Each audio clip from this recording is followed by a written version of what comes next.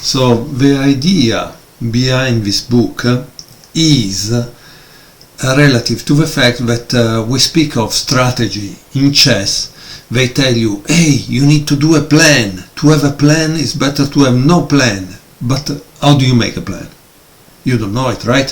So in order to make a plan, it will open a new world of ideas once you know the pawn structures, because based on a pawn structure you can make a plan, you can know what to do next. Once you understand this idea, it's really amazing because you can reach master level. Now the problem is that there are a lot of pawn structures, and the book is about family 1, which is d4 and d5, family 2, the open Sicilian, no? And family 3, the Benoni. The Benoni is generally a kind of opening in which you have this kind of pawn structure, let's say. And then there is the King's Indian. The King's Indian is with this kind of pawn structure, and of course there is this, and of course this or this depends on the position, just to give you an idea, okay? So these are main pawn structures that are treated in this book. At the moment I want to show you a game taken by chapter 1, which is the Isolani. The Isolani is the struggle when there is an isolated pawn in the center. This game was played between Pavel Simacek and Badur Jobava.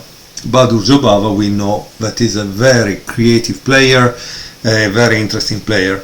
It was played in 2013, and the learning objective of this game that we are going to show you is how dangerous the black isolated pawn can be when white lack is e-pawn. So pay attention to that. e4, e6, d4, d5, knight d2, c5, knight g f3, a6, e takes d5, e takes d5, d takes c5, and bishop take c5, okay? So now we have the isolated queen pawn, and you need to know what to do in this situation. If you don't know what to do, then how do you make your plan, right? That's why studying the pawn structure not only can make you better understand your own games, but also when you will see other people games, you will already know what to do. In this case, the problem of the isolated queen pawn is the following. As white, you need to control the square in front and prevent that pawn from being pushed, no? Because the more it gets pushed, the more it becomes stronger. And then you also want to exchange all the pieces, because if you exchange all the pieces, the king becomes the blocker of that pawn, and the other king must decide how to defend it. When the other king defends that pawn, what happens? That you can attack on the side and create a pass pawn and then win the game. So obviously, between reaching that endgame that is favorable, in this case for white, and the reality of a game, there is the middle game, right? And so before the endgame there is the middle game, and that's the problem.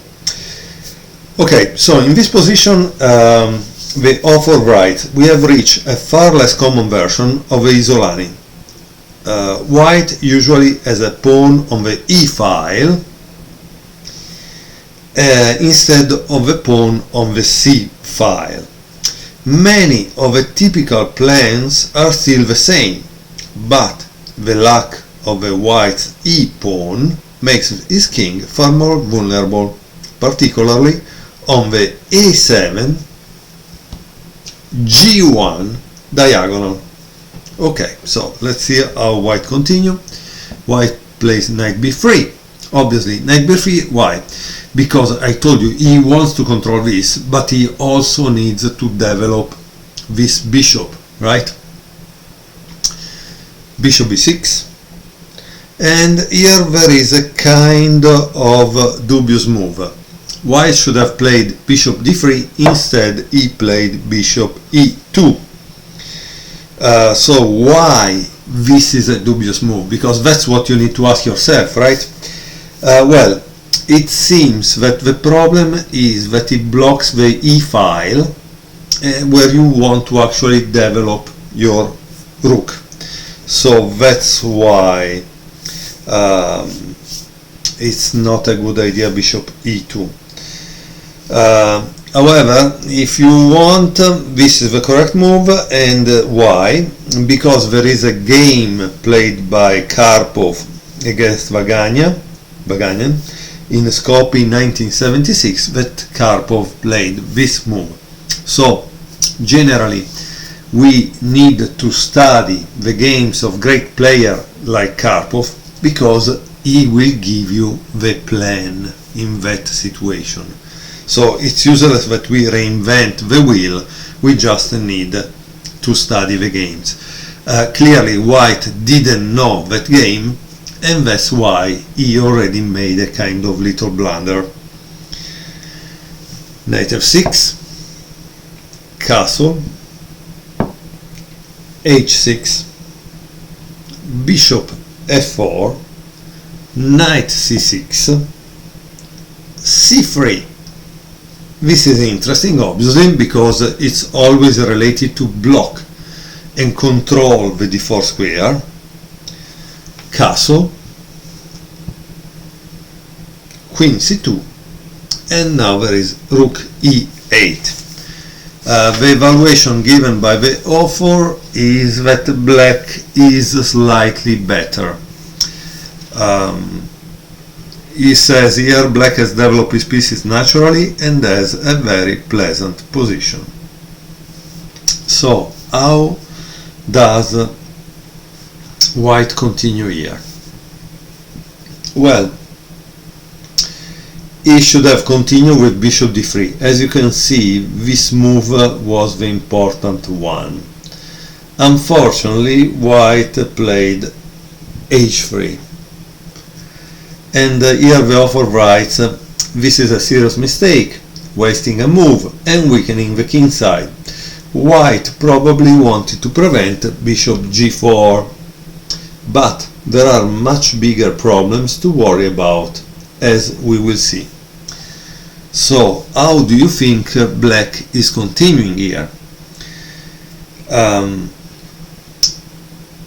Here you need to have a plan. In fact, what do you want to do?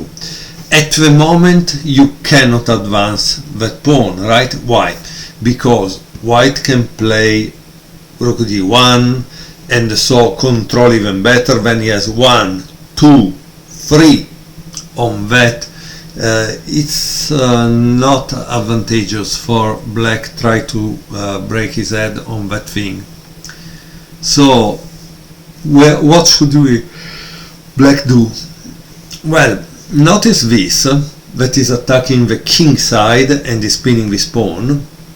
Once you notice that, you know that probably there is the possibility to attack on the king side. And how did black do this? He played knight e4. Why knight e4? Because he probably wants to develop the queen somewhere. So he needs to make space, he needs to bring the pieces into enemy territory. Okay? And here it says black intends to follow up with queen f6, like I thought, building a strong kingside initiative. White already faces severe problems such as the strong pressure on the a7 g1 diagonal. So as you can see, there are already two pieces attacking that.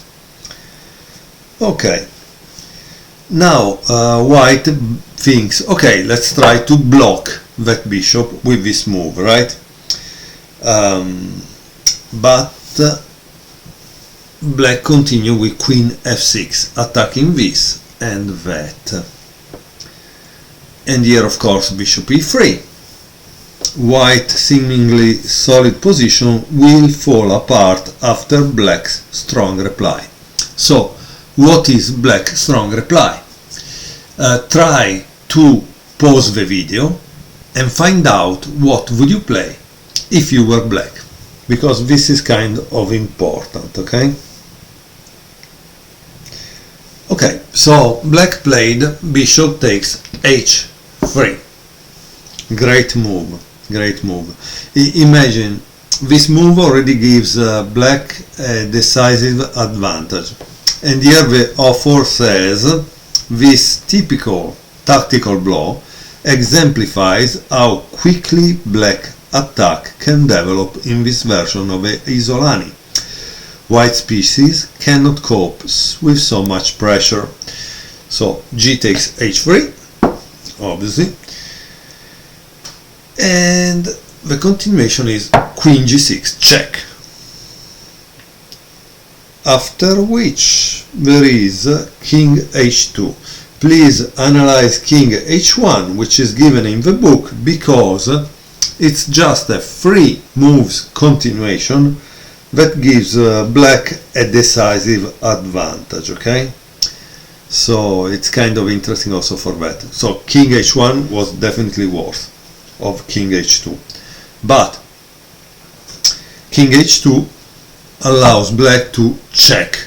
So reposition the bishop, right? King h1, knight takes d4, knight takes d4, and now there is another beautiful move by black. Can you guess which one it is? The move is queen d6. And now black has black is trying to give checkmate. White has a big problem to solve. Now f4 doesn't work because there is knight g3, check, and you take this, right? So white played knight f3, keeping h2, right? But it's not finished, because obviously black saw one move farther and he played queen e6. And here white resigns, since the material loss is unavoidable. So let's see a possible continuation. Let's say that white plays knight g1 and black plays queen e5. Knight f3, again to keep from getting checkmated here. Queen f5. This is kind of a study way, right? Like in a problem or in a study composed by a composer. King g2, queen g6 check, and here of course you have many possibilities. If you play king h1, I hope you have seen knight takes f2 check, and then oops, the queen is gone, right? Or sorry, even better, knight h1, knight g3 check, so we are sure that you cannot defend in any way, and then f takes g3, queen takes c2. But let's say that instead white played knight g5, then in this case it would continue with bishop d8, and then bishop takes g5, winning the game. Okay, I hope you enjoyed it. It's a very funny game. There are some final remarks that he says white should have neutralized black bishop on b6 with rook e1 and bishop e3. And then Black Initiative developed so easily that one may wonder if this version of Isolani is simply inferior for white. This is not necessarily true. White requires extra care, and imprecision proves more costly, mainly because the king is more vulnerable. Okay, so I hope that you enjoyed this game of taken from Chess Structures, a Grandmaster Guide. The book is kind of very thick, so a lot of examples, but I feel they are important because they will teach you chess, real chess. And what I mean for real chess, the fact that after reading all the book, you will have a kind of blueprint of the main pawn structures, and then know what are the plans pro and against it. Once you have that, you are able also to evaluate game of other people apart your own. So it's really a great book in this sense, and I hope we will make other videos and share the wisdom of this author in future one. Thank you very much for watching.